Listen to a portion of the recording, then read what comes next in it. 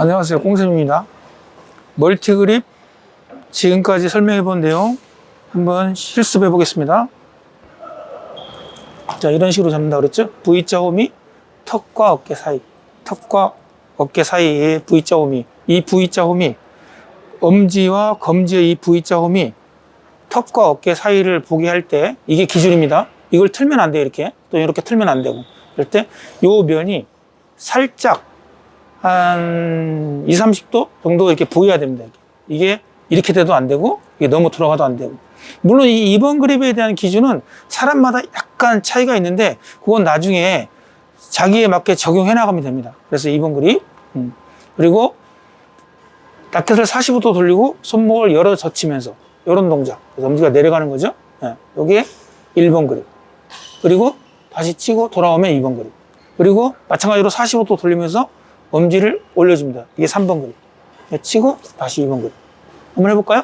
자, 손목을 열어서 치고 1번, 치고 2번. 손목을 닫아서 치고 2번. 네. 여기 1번, 2번, 3번 그립입니다. 이게 중요한 핵심 포인트고, 그리고 여기에서 가장 중요한 포인트는 2번 그립도 이 상태에서 엄지만 내려서 얼마든지 칠 수가 있습니다. 그러니까 저 같은 경우에는 오히려 2번 그립을 되게 많이 씁니다. 2번 그립을. 그러니까 이 상태에서 엄지를 내려서 준비만 하는 것이 아니에요. 엄지를 내려서 그냥 칩니다. 이렇게. 예를 들어서 보세요. 자, 이 상태에서 엄지만 내려서 이렇게 그냥 치는 거죠. 이렇게. 얼마든지 칠 수 있습니다. 그리고 2번 백핸드에서는 이 대각선의 이 엄지를 그 상태로 그냥 칩니다. 이렇게 그대로.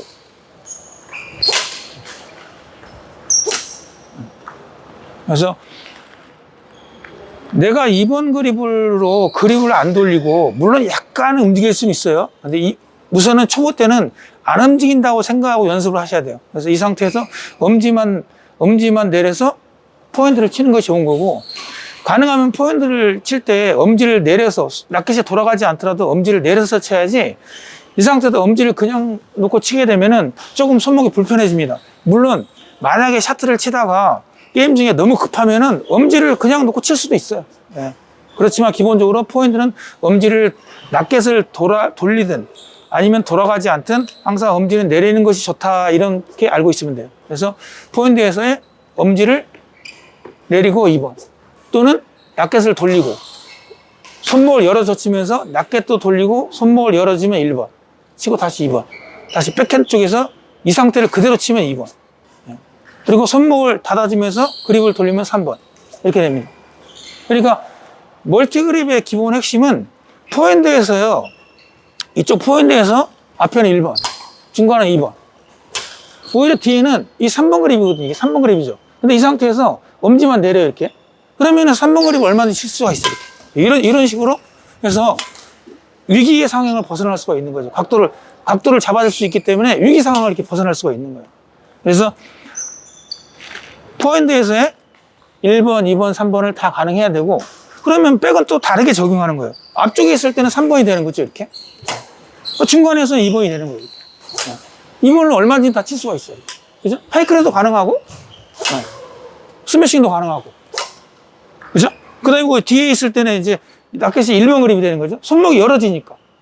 손목이 열어지게 되니까 1번 그립이 되는 거죠. 이렇게. 이런 식으로.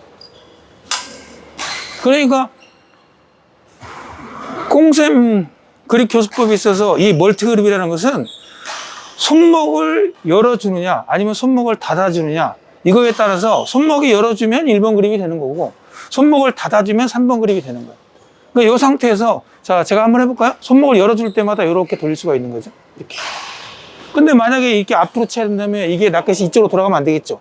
여기는 이렇게 열지만 여기서는 중간이 되겠죠. 이걸 만약에 정면을 기준해서 그립을 응용해 본다면 여기는 1번이 되죠. 중간에 하면 이렇게 2번이 되겠죠.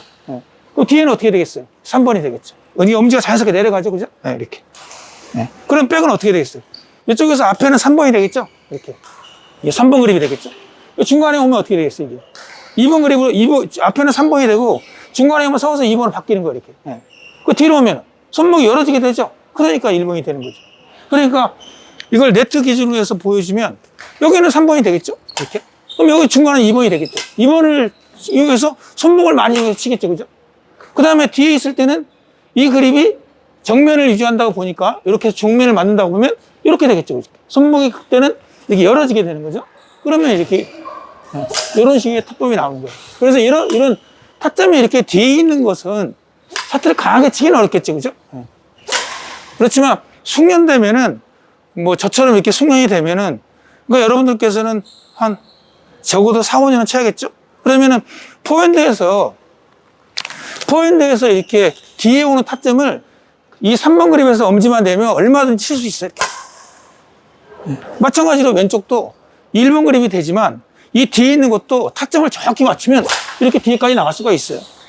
그런데 여러분들 초보 때는 이런 것이 다 안 되거든요.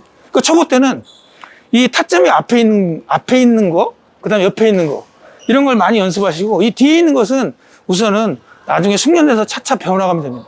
그러니까 1번, 2번, 3번을 연습하다 보면 이 뒤쪽에 있는 타점의 위치도 어느 정도 이 멀티 그립을 잘 익히면은 얼마든지 다 여러분들이 차후에 시간이 되면 다 응용할 수가 있어요.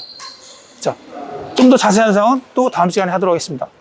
여러분들 오늘 조금 더 이해되시죠? 자, 저에게 구독과 좋아요는 큰 힘이 됩니다.